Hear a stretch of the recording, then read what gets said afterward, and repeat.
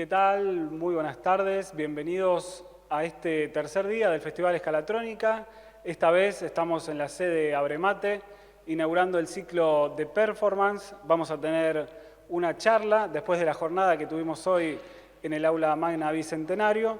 Y le quiero dar la bienvenida al licenciado Emilio Pita, que es licenciado en Ciencias de la Comunicación por la Universidad de Buenos Aires, músico profesional que se desempeña en diversos institutos educativos de la Ciudad de Buenos Aires y de la provincia de Buenos Aires también.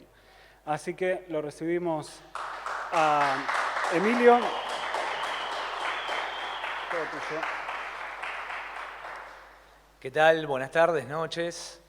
Muchas gracias a la Universidad de Lanús, a la gente aquí presente que se acercó y a quienes estén viendo del otro lado. Hoy estamos aquí, como bien decía Mati, Emilio Pita es mi nombre, y Martín Leiva, quien me acompaña también en lo que vamos a desarrollar aquí, esta performance musical, en lo que hemos denominado el latido de los tambores de la ciudad de Buenos Aires. Y quiero contar un poco a qué viene esto. Deriva de una tesina que desarrollé para la carrera de comunicación, para la licenciatura, en conjunto con Martín Leiva y con Martín D'Adamo, donde quisimos ir al encuentro de lo que es para nosotros una sonoridad identitaria de la ciudad de Buenos Aires, la ciudad percusiva, emergente de nuestras culturas populares. Hicimos anclaje principalmente en lo que es la murga porteña, desarrollada a partir del siglo pasado, del 1900, y también nos fuimos al encuentro de lo que son los tambores del afrocandombe porteño.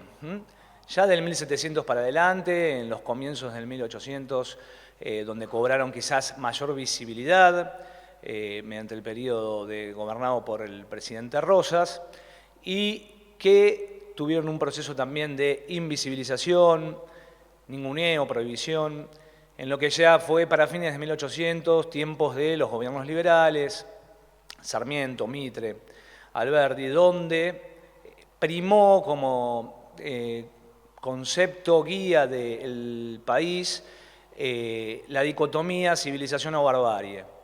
Y se puso del lado de la barbarie a todo lo que tenía que ver, entre otras tantas cosas, con lo que era afroamericano, afroargentino, en este caso con los tambores. Mi pasión por los tambores se debe a que soy músico, baterista, percusionista, y en mi formación estuve estudiando diversas músicas populares, principalmente fui formado en un instituto que se llama CAEMSA, con orientación al jazz. Allí empezaba a dar cuenta de la incidencia de lo que era lo afro en la cultura popular de los Estados Unidos.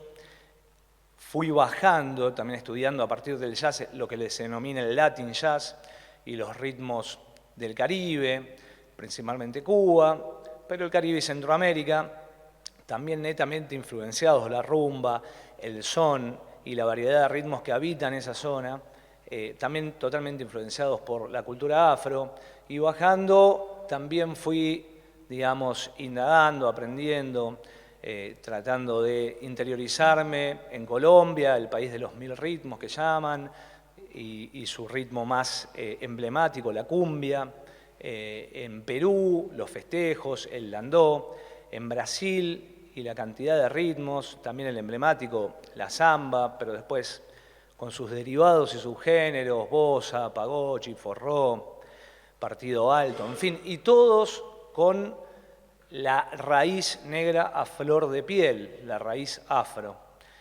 Me encontré con Uruguay y sus candombes, y me pasaba que mi ciudad no tenía en apariencia ni esos ritmos ni esa raíz.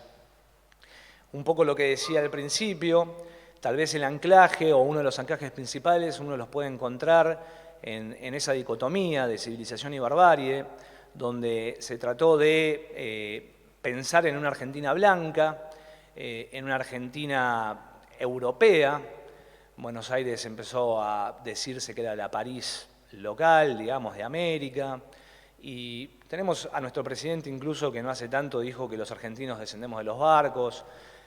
Hay en el inconsciente o digamos en la conciencia de los argentinos una situación de discriminación hacia ciertas raíces que conforman nuestra identidad, guste o no, porque nuestro lenguaje, nuestra gastronomía y nuestra música tiene influencia directa de esa raíz afro, así como la de los pueblos originarios. Aquí hacemos sobre todo hincapié en lo que es la raíz afro. Me interioricé lo suficiente, aunque nunca alcanza, siempre se puede más, en la raíz negra del tango a partir de Juan Carlos Cáceres, también en los trabajos que hizo Pablo Suárez en Entre Ríos, los candombes del litoral, en su disco que grabó Tango de San Miguel, en las grabaciones de ritmos afroargentinos de Ricardo Nudelman, en la asociación Misibamba, que es una asociación, una entidad en donde se encuentran hoy en día activa descendientes directos del tronco afro-argentino colonial, que interpretan composiciones que tienen que ver con esas costumbres que ellos se van pasando a lo largo de los años. Toda esa cultura fue invisibilizada. No estoy describiendo nada nuevo, hoy en día creo que somos la mayoría conscientes de que esto ha sucedido y de alguna manera también nosotros interpretamos que la posta de esa invisibilización, de esos ritmos y de esos tambores, de esos parches, los tomó la murga porteña. En el 1800 y antes también eran los negros y en el 1900 ya con esos negros invisibilizados por mestizaje, también por la guerra del Paraguay, donde fueron enviados y muchos de ellos fallecieron, la fiebre amarilla, que atacó sobre todo los barrios que ellos habitaban, pero sobre todo la invisibilización, porque en muchos estudios se habla que la desaparición de los negros fue a causa de esos dos eventos, fiebre amarilla y guerra del Paraguay, pero lo principal es la invisibilización. Digamos, no estaba bien visto, no era un ser civilizado aquel que tenía ese tipo de raíz. Esa posta nosotros entendemos que la toma la murga porteña, que la practica también nuestras culturas populares, es una emergente de nuestras culturas populares, la murga, y con el negro ya invisibilizado ahora pasan a tener ese seudónimo, por así decirlo, los cabecitas negras. Encontramos allí ritmos diversos que no tienen una relación directa con los ritmos del afrocandombe, pero donde hay algunos vínculos. Por ejemplo, en el baile de la murga porteña, que tiene que ver con la cultura afro, y en algunos ritmos de la murga porteña, como pueden ser el de rumba o el de milonga. A diferencia de lo que pasó, por ejemplo, en el país vecino, en Uruguay, donde sí encontramos que hay una linealidad, donde sí podemos pensar en que se fusionaron esa raíz negra con lo blanco y europeo, allí podemos observar que la murga uruguaya sí guarda en sus patrones, digamos, más clásicos, la marcha camión o los patrones principales del ritmo, la síncopa propia de la clave de candombe, ¿no? La clave de candombe que, para los que no la saben, si uno tuviera que cantarla en un pulso, 1, 2, 3 y tap, tap, tap, tap, tap, tap, tap, tap, tap, tap, clave 3, 2. Y el candombe en su sonoridad más grave, el de Cuareim, el del barrio de Cuareim, se podría cantar tum, tum, tum, tum, tum, tum, tum, tum. La murga uruguaya se podría cantar en su sonoridad más grave, en su ritmo clásico de marcha camión, tum, tum, tum, tum, tum, tum, tum, tum, tum, tum. Esa primera síncopa, esa primera acentuación en tiempo débil se repite, mientras que si pensamos en la murga porteña, ya se pierde esa síncopa, se pierde esa acentuación y caemos en el pulso, sería 1, 2, 3, 4, tum, tum, tum, tum, tum, tum, tum, tum, tum, cae todo el tiempo en el pulso. Esto no es mejor ni peor, pero es algo que puede diferenciarse en ambas orillas, donde en una se observa una continuidad, también son discriminados en la otra orilla, pero no se produce ese proceso de invisibilización que se produjo aquí. Nosotros aquí vamos a presentar, de alguna manera, vamos a jugar con esos ritmos, tratando con el mayor de los respetos de emular algunas de esas características propias de los diversos ritmos, de las llamadas que también hay en ellos. Vamos a trabajar con un ritmo de candombe, vamos a trabajar con un ritmo de murga porteña, y vamos a trabajar con un ritmo que nosotros denominamos bantú, que refiere a la clave de bembé. Es una clave que podría uno pensar que es como la 3-2 de candombe. Disculpen si quizás estoy utilizando algunos términos que no se comprenden fácilmente, pero en una lectura ternaria, digamos, típicamente afro.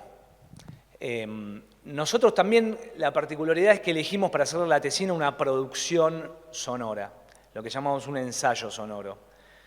Y en esa producción no quisimos fuimos al encuentro de aquellos ritmos actuales de murga, del afrocandombe argentino, pero no quisimos replicarlos, haciendo alguna variación tal vez para hacer una composición propia, tratando de replicar aquello, sino que nos fuimos al encuentro de aquello, pero dijimos vamos a hacerlo desde una lectura actual, moderna, digamos, tecnológicamente hablando. Por eso es que nos separamos bastante quizás de los discos y de las publicaciones que estábamos viendo referidas al tema. En la tesina incluso pasó que al tutor cuando le dijimos de la idea dijo maravilloso, eso es la tesis, veníamos trabajando con paisajes sonoros, veníamos trabajando con relatos sonoros y cuando le dijimos de la producción y las composiciones propias dijo maravilloso, por ahí cuando le mostramos las primeras dijo ¿qué es esto?, ¿no? Nosotros les dijimos vamos a abordarlo desde un plan contemporáneo, música contemporánea, experimental, valiéndonos de aquellos ritmos y de aquellas ideas, pero llevándolas a otro plano, una lectura lo más respetuosa posible con la tecnología actual. Y se sorprendió, tuvimos ahí un ida y vuelta hasta que empezó a comprender. Hoy en día es un ávido defensor de aquello que estamos desarrollando. Sin mucho más que decirles, los dejo para poner en práctica lo que es ritmo chacal y ritmos rioplatenses llevados a un plan de tecnología actual. Muchísimas gracias.